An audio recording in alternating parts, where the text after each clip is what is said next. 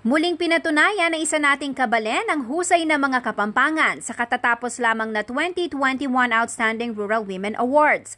Ang agri-entrepreneur na si Annette Patdu ng Bacolor, Pampanga ang tinanghal na first runner-up sa naturang parangal na may temang Gawad Parangal sa Katangi-tanging Kababaihan sa pagsasaka at pangingisda sa kanayunan.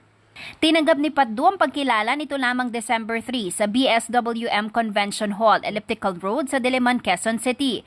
Nais daw ni Patdu na mahikayat ang ibang kababaihan na subukan ng oportunidad sa agri-related na mga negosyo. Partikular umano rito ang food production at food processing upang matiyak ang food security ng bansa.